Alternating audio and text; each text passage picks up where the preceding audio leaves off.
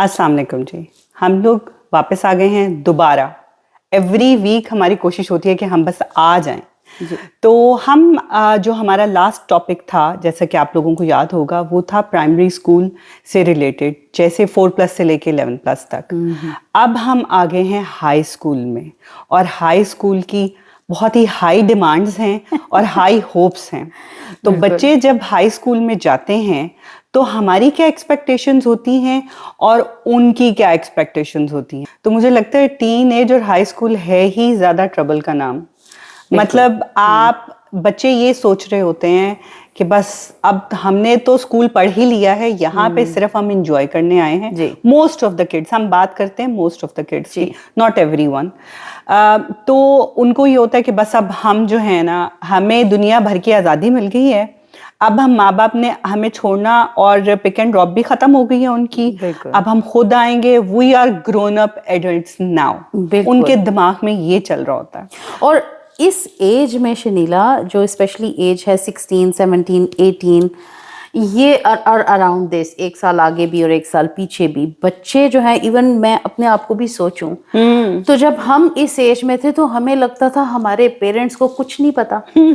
सब कुछ हमें पता है, हम ही लाइक फाइक हैं, जमाना शनास हैं, हमें हर चीज पता है। हमारे पेरेंट्स तो घर में बैठे हुए हैं, हमारी मदर्स स्पेशली, इनको क्या पता बाहर क्या हो रहा है, इन्हें क्या पता बाहर से आके अपने आप को पता नहीं क्या समझ रहे होते हैं। लेकिन ये एज का जो है ना, उस एज का और इस एज का, जो इस एज में अब हम हैं, हमें अब पता लगता है कि हमारी माओ की क्या फीलिंग्स होती थी टुवर्ड्स अस, के जो है ना, ये बच्चे क्या अपने आप को समझ रहे हैं और हैं क्या। और वहां से हम लोगों का क्लैश हो जाता था पेरेंट्स के साथ। We used to feel embarrassed के जो है ना, ओ हमारी अम्मी ये कर रही हैं, हमारी अम्मी वो कर रही हैं, क्यों करने आ गई, अम्मी ने ये क्यों पहन लिया, हाँ अम्मी ने ये क्यों पका दिया। हमारे फ्रेंड्स जो घर आ रहे हैं या बाहर हैं, हमारे अपनी मदर्स को इंट्रोड्यूस नहीं करवाएंगे। इस एज में बच्चे शाय हो जाते हैं। Maybe they find their siblings, their parents very embarrassing, very, I don't know उनके अंदर क्या हार्मोन्स की जंग चल रही होती है, जो वो सारी पेरेंट्स से उनकी जंग शुरू हो जाती है। यानी प्राइमरी स्कूल तक तो वो हमारी उंगली पकड़ के चल रहे होते हैं, और जैसे ही हाई स्कूल में वो कदम रखते हैं, उनको लगता है कि भाई अच्छा, अगर पेरेंट्स उनको छोड़ने भी आ रहे हैं ना, उनको होता है 2 गलियां पहले छोड़ो, हाँ, और 2 गलियां बाद ही हमें पिक करना। अच्छा, पता है क्या, पहले बच्चे आइडियलाइज करते हैं, आपका आइडियल कौन है, मम की पिक्चर बना रहे हैं, फादर की पिक्चर बना रहे हैं, हम आइडियल हैं। और जैसे ही हाई स्कूल और इस एज में आ जाते हैं, जरा ए लेवल्स की स्टेज पे, तो जैसे शनीला ने कहा कि 2 गलियां पीछे छोड़ो, 2 गलियां आगे छोड़ो। इसमें पता है शमसा, सबसे ज्यादा प्रॉब्लम क्या होती है इसमें? ये प्रॉब्लम होती है कि कुछ ऐसे बच्चे उनके अराउंड होते हैं जो उनको ये कहना शुरू कर देते हैं, oh you are mama's boy, oh you are mama's girl, कि यानी तुम तो अभी भी माँ का पल्लू पकड़ के चल रहे हो, निकलो, बड़े हो गए हो। ये सारी चीजें आ जाती हैं। बट उसमें हम लोगों ने तवाजुन कैसे रखना है कि हम क्योंकि हम एकदम सोचते हैं ये क्या हो गया भाई, ये क्या एकदम से हो गया, कि जो बच्चे हैं वो हम लोगों को एम्बैरेसमेंट समझना शुरू हो गए। आई थिंक ये आसपास का माहौल भी होता है, और कुछ दूसरे कल्चर्स का थोड़ा सा आप कह लें कि इम्पैक्ट भी होता है, क्योंकि हाई स्कूल में आप बहुत से डिफरेंट लोग होते हैं, और बच्चों में ये हो जाता है कि पता नहीं अब हम बहुत बड़े हो गए हैं। और ये आप 17-18 साल कह रही, इसमें जाके तो बच्चे को थोड़ी सी मुझे लगता है कि होश आनी शुरू हो जाती है, कि वो जो पहले सारे जो है ना, वो घसल मचा चुका होता है। यानी ये 11 साल से लेके, और ये ए लेवल जो है ये होता है 18 साल तक की एज तक का, ये पूरा आपका हाई स्कूल होता है। इसमें बच्चों पे बहुत सारी स्टेजेस आती हैं। लड़कियां जो हैं उनको ये होता है कि जैसे हाई स्कूल शुरू हुआ है, चेहरे पे आ जाता है हल्का सा मेकअप और बाल जाते हैं खुल। मतलब ये ईयर 7 स्टार्ट होता है, जहां से हल्का हल्का मेकअप जो है ना, वो आगे जाना शुरू हो जाता है। अच्छा, बच्चियों और बच्चों दोनों के सेपरेट चैलेंजेस हैं। और जिनकी तो बेटियां हैं उनके जिनके तो बोथ हैं तो उनको तो अंदाजा होगा कि लड़का था तो हमें ये स्ट्रगल नहीं करनी पड़ी, लड़की के साथ ये स्ट्रगल करनी पड़ी, या लड़की तो बहुत स्मूथ गई, लड़के ने ये ट्रबल दी। सो दोनों जो है ना, बेटा और बेटी, उन दोनों में बहुत बहुत मुख्तलिफ चीज़ों Changes से वो होते हैं, गुजर रहे होते बिल्कुल। हैं, बहुत मुख्तलिफ तरह के मूड स्विंग्स होते हैं, बहुत मुख्तलिफ तरह के चैलेंजेस होते हैं। जी। बच्चियां बहुत एक्सप्रेसिव होती हैं, उनको फैशन और इस तरह की चीजें, जैसे आपने कहा मेकअप, स्पेशली हम मुस्लिम हैं तो हमारे लिए थोड़ा सा ड्रेस कोड भी रीजनेबल होना चाहिए, हम रखते हैं। फिर लड़के हैं, लड़कों को कोई मेकअप का या ड्रेस का कोई इस तरह का इशू नहीं होता। उनके बाल ही नहीं मान भाई। लड़कों का फैशन इज ओनली द बाल। दबा। और अच्छा, लड़कों में थोड़ी सी ये सेंस जो है ना, वो ईयर 9 ईयर 10 में जाके आती है। 7 8 में लड़के थोड़े चलबलल्ले से ही होते हैं, मतलब उनको सिर्फ अपने कद की फिक्र होती है कि मेरा कद निकल जाए और मेरे बाल सेट हों। इन दो चीजों के अलावा थोड़ा सा आगे जाके उनको थोड़ा सा गर्ल्स को फैंसी करना और ये सब जो है ना, वो थोड़ा सा बाद में आता है। लेकिन जो ईयर 7 की में जैसे ही गर्ल्स जाती हैं, उनमें आ जाता है कि मैं खूबसूरत लग रही हूँ कि नहीं, आज मैंने ये पहना है, आज मैं बाल, मैंने वीडियोस देखी हैं शम्सा, आप बिलीव करें, टिकटॉक पे पूरा सुबह स्कूल जाने से पहले वीडियोस होती हैं कि मैं स्कूल जा रही हूँ तो रात को कर्ल्स लगाए हुए थे, वो मैंने उतारे हैं, ये मैंने नो मेकअप टाइप मेकअप किया है, अब मैंने ये कपड़े पहने हैं और I am ready to go school. Oh my god. मतलब उनका फोकस बच्चियों का, ठीक है, मैं समझती हूँ एक हद तक। मेरा मानना यह है कि बच्चियां साफ सुथरी अच्छी लगती हैं, बिल्कुल। हर शख्स साफ सुथरा अच्छा लगता है, और गर्ल्स स्पेशली, क्योंकि नेल्स होते हैं, बाल होते हैं, फेस होता है गर्ल्स को, और फिर कपड़े होते हैं, नाइस नीट टाइडी रहना बहुत ज़रूरी है। पर्सनल हाइजीन का ख्याल रखना बहुत ज़रूरी है, और लड़कों में भी ख़ास तौर पर। लड़के क्योंकि जब ग्रो कर रहे होते हैं, हार्मोन्स उनके जो है ना, स्वेटिंग्स बहुत होती हैं, तो उनको बहुत ज्यादा होते हैं, स्पोर्टी बहुत होती है लड़के, तो लड़कों के मेक श्योर के जो है ना, जो उनके स्पोर्ट्स बैग्स होते हैं, मेक श्योर के उसमें डिओड्रेंट जरूर हो। और हर बच्चा बच्ची दोनों डिओड्रेंट जरूर इस्तेमाल करें। ये बहुत बहुत बहुत ज्यादा जरूरी है पर्सनल हाइजीन के लिए भी। और फिर यह है कि अगर इस एज में वो ये चीज लर्न करेंगे तो ये लाइफ टाइम के लिए इनके साथ रहेगी, आदत बन जाएगी। क्योंकि ये एक ऐसी चीज है कि हमने बहुत से एडल्ट्स हम इससे गुजरते हैं कि बहुत से एडल्ट फिर उनको आदत नहीं रहती। आप ट्रेन में खड़े हो जाएं, सुबह के टाइम ही आप बेहोश होने वाले हो जाते हैं कि मतलब इतनी लोगों से स्मेल आ रही होती है, क्योंकि उनको ये आइडिया ही नहीं रहता कि हमसे स्मेल आ रही है। तो अगर शुरू से, और देखें वैसे भी सफाई जो है वो निफ्स ईमान है, तो बच्चों को हमने शुरू से ये चीज़ ज़रूर सिखानी है कि आपने साफ सुथरे रहना है। और इस्लामिकली भी जैसे ही बच्चे टीन में जाना शुरू होते हैं, बहुत सी चीज़ें होती हैं जो बाप के सिखाने वाली होती हैं, और बहुत सी चीज़ें होती हैं जो बच्चियों को माँ की सिखाने वाली होती हैं। और इन चीज़ों का ज़रूर ख्याल रखें। ये मत सोचें कि हमने नहीं अभी तो छोटी है, अभी ये चीज़ नहीं बतानी, ये तो अभी छोटा है, अभी बड़ी उम्र पड़ी नहीं। आपको जैसे ही बच्चियां आपको लगे कि अब ये थोड़ी बड़ी हो रही हैं, जस्ट टेल देम कि आपकी ये चीज़ें हैं, आपने अपनी ये चीज़ें clean and neat and clean रखनी है, आपकी ये सफाई ज़रूर होनी चाहिए। ये सारी चीज़ें बच्चियों को और बच्चों को ज़रूर हमने बतानी होती हैं। बाकी मतलब पढ़ाई और इन सब चीज़ों से निकल के इस्लामिकली हमने अपने बच्चों को ये सब भी बताना होता है। पर्सनल ग्रोथ होती है। फिर इसके बाद जो एक बड़ा चैलेंज है पढ़ाई का, पढ़ाई में फिर ये होता है कि कुछ स्कूल्स बड़े सपोर्टिव होते हैं कि जो बच्चों को ऐसे सोर्सेज प्रोवाइड कर देते हैं कि दे कैन डू सेल्फ स्टडीज। लेकिन बहुत से स्कूल्स होते हैं बच्चे उसमें इतना सपोर्टिव फील नहीं करते, इतनी सपोर्ट नहीं होती है। वहाँ पे पेरेंट्स की सपोर्ट, एक्स्ट्रा सपोर्ट, जैसे आप एक्सटर्नल सपोर्ट भी ले सकते हैं। अगर आप खुद नहीं पढ़ा सकते तो बच्चों को जिस तरह थोड़ी ट्यूशन रखवा दी या किसी फ्रेंड्स या फैमिली से हेल्प ले ली, ये बहुत ज़रूरी होता है। क्योंकि ऑब्वियसली GCSE के बाद A लेवल्स ने आपके बच्चों के करियर को डिफाइन करना है। बिल्कुल।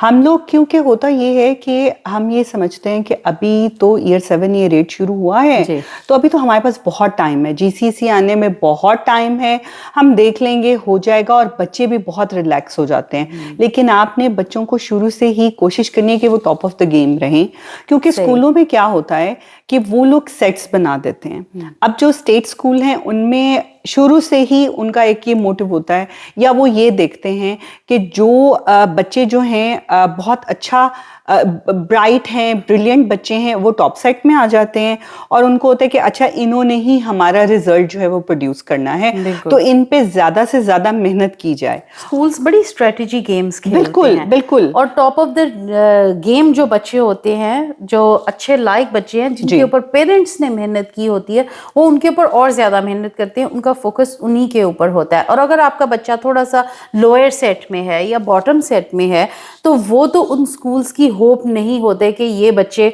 हमारे स्कूल का नाम रोशन करेंगे, हमारे स्कूल को जो लीग है, जो ग्रेड्स हैं, उनके वो above top of the range लेके जाएंगे।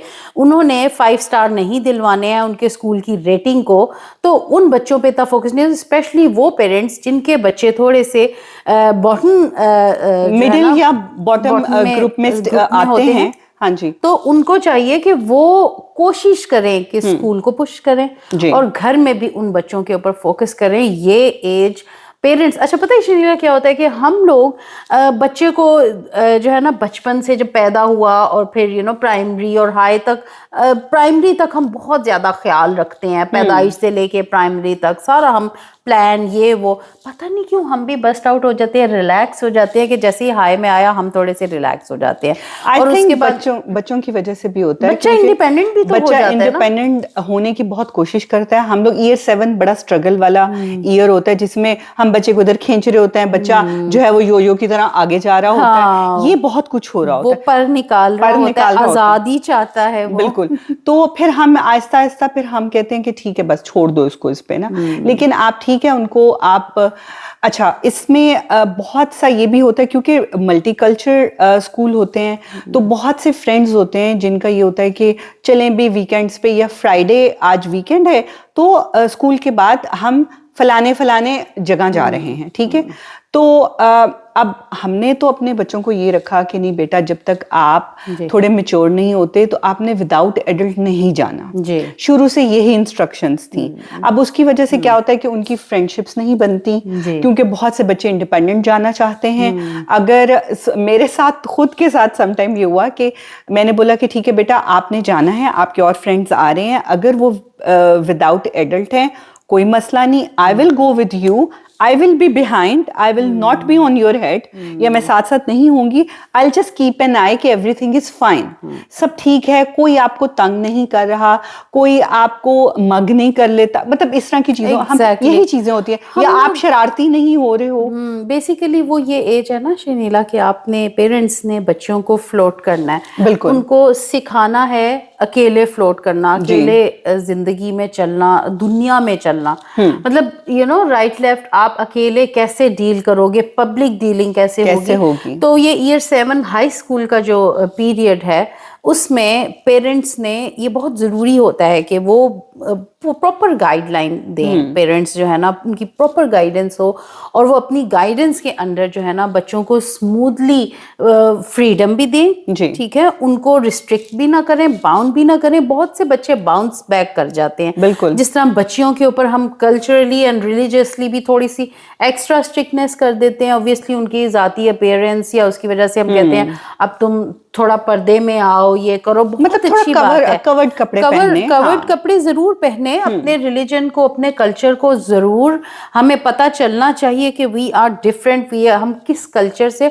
और किस रिलीजन से बिलोंग करते हैं, ठीक है। उसके बाद बच्चे की एक पूरी शनाख्त होती है अपनी, उसको चॉइस दें कि जो है ना वो किस हद तक पर्दा करना चाहती हैं बच्चियां, और बच्चे किस हद तक, लड़के किस हद तक इस चीज के अंदर जाना चाहते हैं।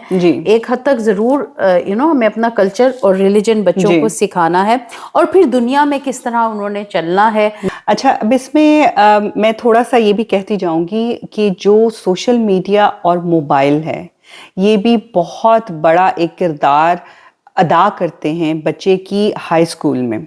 अब जैसे मेरे बच्चे थे तो मैंने कोशिश यही की कि प्राइमरी स्कूल में उनको बिल्कुल भी अपना पर्सनल फोन ना दिया जाए। मैंने सारे बच्चों को यही किया कि बच्चों देखो, प्राइमरी में मैंने आपको पिक एंड ड्रॉप करना है, आपको फोन की जरूरत ही नहीं है। आपको फोन की जरूरत तब है जब आपने मेरे से कम्युनिकेट करना है। जब मैं एक ही टाइमिंग है, सब कुछ वही है, तो आपको जरूरत नहीं है। And they were agree with it. अब जैसे वो हाई स्कूल में जाते हैं तो हाई स्कूल में भी हमने देखा, पहले साल थोड़ा सा देखा कि भाई अभी इनको जरूरत है कि नहीं। ईयर 7 में अच्छा, बच्चों को जब आपने फोन दिया, अब आपने, ये मैं आपको अपना पर्सनल बता रही हूँ मैंने क्या किया है। हर पेरेंट डिफरेंट करता है, हर बच्चा डिफरेंट हर बच्चा डिफरेंट होता है। लेकिन मैंने ये किया कि मैंने उनको फोन 24/7 नहीं दिया। राइट। मैंने उनसे ये कहा कि ठीक है, आप स्कूल जा रहे हैं, अब ये मॉर्निंग में आप फोन लेंगे, ठीक है। स्कूल में आपके आफ्टर स्कूल क्लब्स होने हैं, सम टाइम कभी कोई पीरियड जल्दी खत्म हो जाना है, कभी कुछ होना है, कोई इमरजेंसी होनी है, ठीक है, you'll have फोन, ठीक है। उसके बाद आपने जब घर आना है, घर आके आपने 1 घंटा फोन यूज करना है, उसके बाद आपने फोन मेरे रूम में रख देना है ऑफ करके। इसमें ये नहीं कि हमने कुछ उनके फोन में घुस के देखना है व्हाट दे आर डूइंग, कौन इनके फ्रेंड्स हैं, स्नैपचैट है, इंस्टा है, फेसबुक है, नहीं। आपने उन पे सिर्फ ये डर रखना है कि हम किसी भी वक्त चेक कर सकते हैं। असल में फोन जो है ना, ये एक अगेन ग्रोइंग एज, आजकल का ये अलमिया है, ग्रोइंग एज बच्चों का। पेरेंट्स बहुत से इस पे क्वेश्चन करते हैं, वरीड होते हैं, स्ट्रगल भी करते हैं।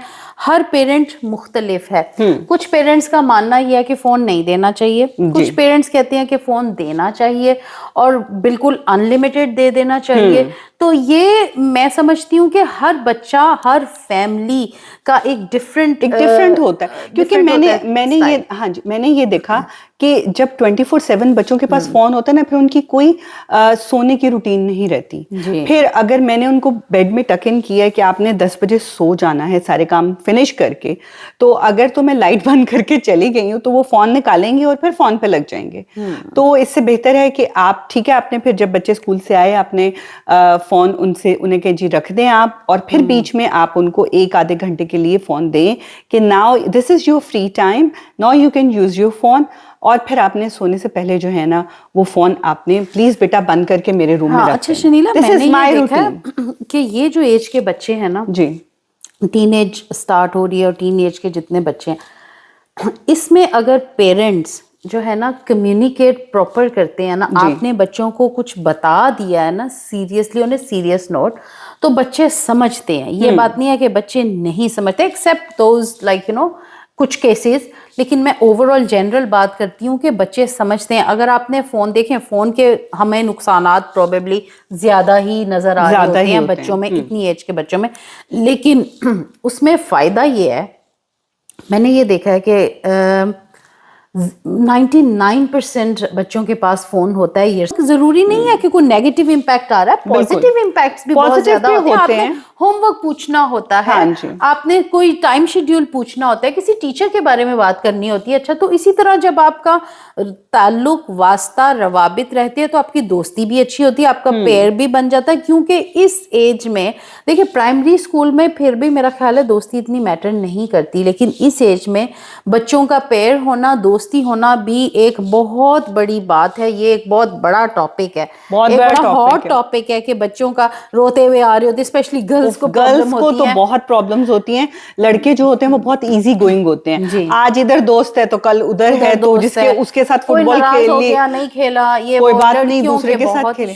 लड़कियों को तो आप लिटरली उनकी पढ़ाई से ज्यादा उनके इस पे रोने होते हैं कि ये मेरी दोस्त थी, आज दूसरी के साथ बैठ गई है, आज मैं एक दिन स्कूल नहीं गई तो उसने दोस्त चेंज कर ली, तो अब क्या होगा। अब उसके साथ उसने, अच्छा उसके साथ वो सोशल मीडिया पे मेरे साथ नहीं है, उसकी पोस्ट पे कमेंट कर दिया, मेरी पोस्ट पे नहीं किया। मतलब ये भी एक अजीब ही, पूरा ये कंप्लीट एक ग्रोइंग एज का टॉपिक है। अच्छा, ये आज का नहीं है, ये पहले का भी था। अच्छा, हमारे टाइम में जाए, हमारे टाइम पे चलो मैं कहती हूँ अल्हम्दुलिल्लाह सोशल मीडिया नहीं था। हम लोग, हमें यही होता था, ट्रबल्स थी, लेस ट्रबल्स थी, हमें यही होता था। देखिए उस वक्त ये नहीं होते थे, बच्चों की लोकेशंस नहीं पता होती थी, फोन नहीं होते थे, हमें पता होता था हमने इस टाइम तक घर पहुंचना है। Exactly. अदरवाइज तो जो छितरौल होनी है वो होनी है। स्कूल से इस टाइम तक हमने घर इन एनी केस पहुंचना है। अब क्या होता है, बच्चों के पास फोन है तो उनके 100 बहाने भी आ जाते हैं। हाँ। ये हो गया, वो हो गया, बस नहीं मिली, ट्रेन नहीं मिली, हाँ, फलाना friend के साथ ढमकाना, इधर चले गए, फ्रेंड हाँ, के साथ उधर चले गए। ये चीजें। And it's easy to let parents know as well कि हम यहाँ जा रहे हाँ हैं, जी। वहाँ जा रहे हैं, और आना जाने का रवाज नहीं था, बहुत लिमिटेड। मैं आपको इसमें बताऊं कि अगर कोई भूला भटका, मेरी फ्रेंड कोई घर फोन भी कर देती थी ना, कि अगर वो आज आई नहीं है स्कूल, तो उसने कहा चलो मैं शनीला से पूछ लूं कि आज क्या हुआ था, तो मेरी अम्मी का पहला क्वेश्चन, क्योंकि हमें परमिशन नहीं होती थी फोन उठाने की, ये बिल्कुल ट्रू, पेरेंट्स ने फोन उठाना है, अगर पेरेंट्स घर पे नहीं है देन हमने फोन उठाना है। तो अम्मी ने फोन उठा के सबसे पहले ये कहना कि क्यों, क्या जरूरत है, स्कूल तक रखें, घर में फोन करने की क्या जरूरत है बेटा। हाँ। मैं कहा अच्छा आंटी ये प्रॉब्लम था तो इसलिए, अच्छा ठीक है बात करें। अब जब तक हमने बात करनी है अम्मी ने सामने बैठे रहना है कि क्या बात हो। एंड आई थिंक, मैं ये कहती हूँ, उस वक्त हमें लगता था कि ये क्या माएं सर पे सवार रहती हैं, लेकिन I think this is a very important part of your तरबियत जी। ये बहुत एक, अगर वो हम पे छोड़ देते ना, तो हम तो कहते हैं ना तारों पे टाकियां लगा के आते हैं। बच्चे हैं ना, बच्चे हैं, क्योंकि बच्चे हैं, बच्चों को बचपना है। हाँ। हमें नहीं पता कि जो भी हम करने और कहने जा रहे हैं उसके प्रोज एंड कॉन्स क्या हैं, उसके कॉन्सिक्वेंसेस क्या हो सकते हैं। और समटाइम्स बच्चे इतनी डेंजरस हरकत कर लेते हैं कि उसका उनको पता ही नहीं होता कि उसका इतना डेंजरस रिजल्ट आ सकता है। अच्छा, अब इससे अगर हम थोड़ा सा आगे बढ़ें तो क्या होता है, जब बच्चा ईयर 9 में जाता है तो बच्चों ने अपने जीसीएसई के सब्जेक्ट्स चूज करने होते हैं। बिल्कुल, वो भी एक रोने धोने वाला टास्क आ जाता है, मुसीबत। आई थिंक 70% बच्चे डोंट नो कि उन्होंने करना क्या करना है जी। अच्छा, ये भी एक बड़ी ही अगेन जो है ना इंटरेस्टिंग स्टेज होती है। पेरेंट्स चाह रहे होते हैं, स्पेशली हम एशियन पेरेंट्स, हमारे तो शुरू से ख्वाब होते हैं, फोकस होते हैं कि हमने डॉक्टर बनाना है, इंजीनियर बनाना है। मेरे 5 बच्चे तो पांचों बच्चे डॉक्टर बनेंगे या इंजीनियर बनेंगे।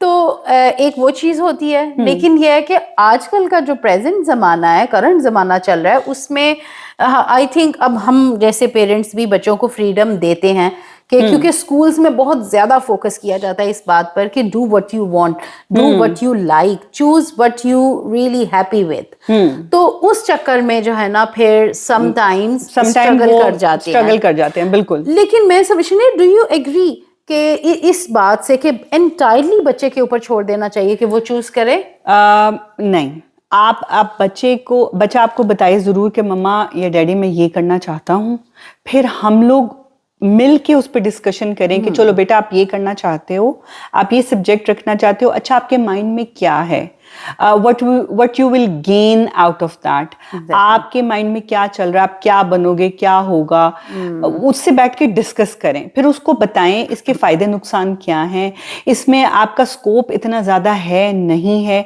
ये जब आप बच्चों को बैठ के इस तरह से समझाते हैं, डिस्कस करते हैं ना, तो फिर बच्चों को समझ भी आती है और समटाइम वो अपना माइंड चेंज भी कर लेते हैं।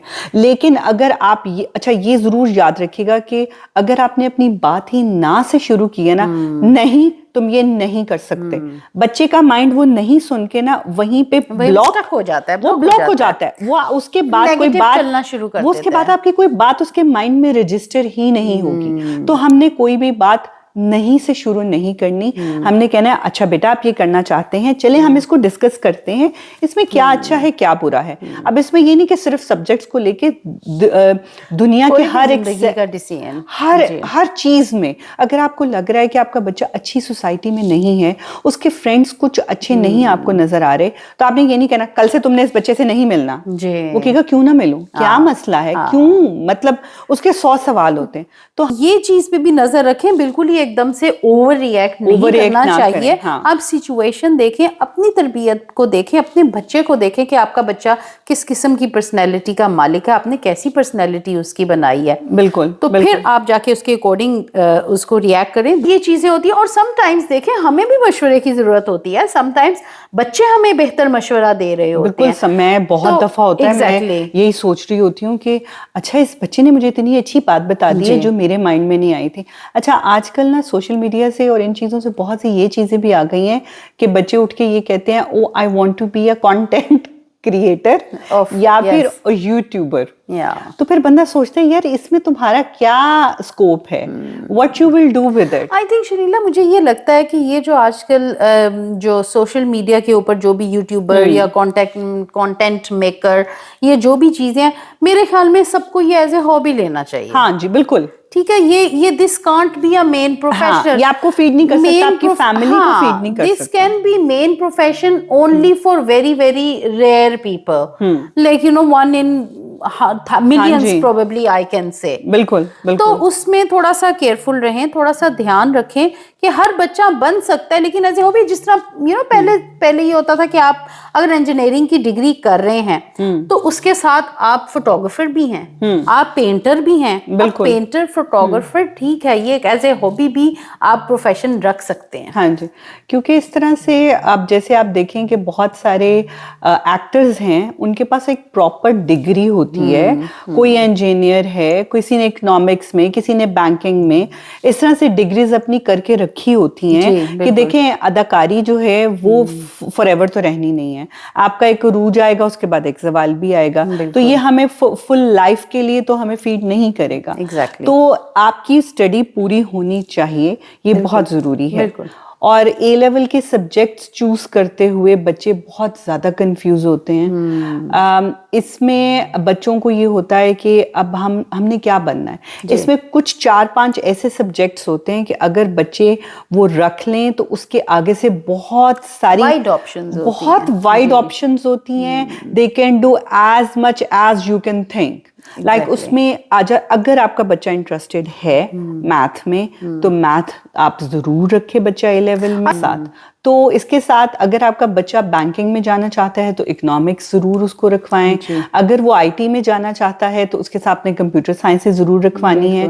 अगर वो मेडिसिन, अच्छा मेडिसिन का ये नहीं होता कि सिर्फ डॉक्टर ही बनना है, मेडिसिन में बायो मेडिसिन आ जाता है, बायो मेडिसिन इंजीनियरिंग आ जाती है, नर्सिंग आ जाती है, राइडोलॉजी आ जाती है, there so many, dentistry, so many field हैं। तो वो बायोकेम रख, फार्मेसी आ जाती है, बायोकेम रख के वो ये सारी चीजें कर सकते हैं। और अगर वो मैथ के साथ फिजिक्स रख लेते हैं, बायो के साथ केम नहीं रखते, फिजिक्स रख लेते हैं, तो वो इंजीनियरिंग की तरफ आपके इतने ज्यादा वाइड रेंज है इंजीनियरिंग में। उसमें आर्किटेक्ट है, उसमें सिविल इंजीनियरिंग है, केमिकल है, mechanical engineering, so many engineerings आप उसमें वो कर सकते हैं। इस तरह से आप ये जो मेन बेसिक सब्जेक्ट्स हैं, अच्छा, और जो बच्चे लॉ करना चाहते हैं उनके लिए थोड़े से जो है ना वो थ्योरी वाले सब्जेक्ट्स जो आ जाते हैं, जैसे वो इंग्लिश लिटरेचर रख लें उसमें। हाँ जी, वो डिबेटिंग में अच्छा होना चाहिए। अगर बच्चा आपका बोलने में और घुमाने में अच्छा है तो जरूर लॉयर बने, हमारे जैसा। हम अगर आज ये ना कर रहे होते तो हम लॉयर होते, हम लॉयर बन चुके होते और बहुत घुमा रहे होते लोगों को। ऐसे ही बिल्कुल। तो आई थिंक हम लोग यहाँ पे खात्मे की तरफ आते हैं, खात्मे की तरफ आते हैं, क्योंकि टॉपिक जो है ना थोड़ा सा और मजीद इंटरेस्टिंग होने वाला है। अच्छा, इसमें एक और सब्जेक्ट, एक और बहुत बड़ा टॉपिक है जो मैं नेक्स्ट एपिसोड में आप लोगों के साथ जो है वो शेयर करूंगी, जिसमें आ जाती है बच्चों की काउंसलिंग। हाई स्कूल में बच्चों को काउंसलिंग की बहुत ज़रूरत होती है। तो उसमें हम लोग नेक्स्ट वीक इंशाल्लाह आपसे बात करेंगे। वो एपिसोड ज़रूर देखिएगा, क्योंकि बहुत से पेरेंट्स को जब बच्चों के टेंट्रम्स चल रहे होते हैं ना, तो उनको समझ नहीं आती हमने हैंडल कैसे करना है। तो वो मेन उसी पे बेस करेगा वो एपिसोड कि हमने बच्चों की काउंसलिंग, या उसमें पेरेंट्स की काउंसलिंग भी आ जाती है, क्योंकि हम लोग समझते हैं कि बस हमने जो कह दिया वो हरफे आखिर है और वही सही है, बच्चे गलत हैं। समटाइम हम इंसान हैं, ह्यूमन बीइंग है, हम भी गलत होते हैं। तो उसमें हम लोग बात करेंगे काउंसलिंग की तरफ कि बच्चों को हमने कैसे खुद काउंसलिंग देनी है, या हमें अगर किसी काउंसलर की ज़रूरत है तो स्कूल कैसे प्रोवाइड करें। व्यूअर्स हमारा शो पसंद करते रहिए, देखते रहिए। जी। हमें बहुत खुशी होती है, हमें बहुत अच्छा लगता है जब आप हमारा पूरा शो देखते हैं, लाइक करते हैं और आगे आप शेयर करते हैं। बहुत अच्छा लगता है और बहुत बहुत शुक्रिया हमारे शो को पसंद करने का। जी, क्योंकि कमेंट्स भी ज़रूर किया करें, क्योंकि हम लोग बहुत मेहनत करते हैं इस पूरे शो को कंपाइल करने में, सब्जेक्ट्स लाने में, उस पे बात करने में, टाइम निकाल के स्पेशली आप लोगों के लिए। तो आप लोग प्लीज़ इसको ज़रूर देखते रहें, सब्सक्राइब करें, शेयर बहुत सारा करें ताकि हमारे व्यूअर्स बढ़ें और हमारे व्यूज़ भी बढ़ें। जी, तो बिल्कुल। अभी तक के लिए बहुत शुक्रिया। अल्लाह हाफ़िज़। अल्लाह हाफिज।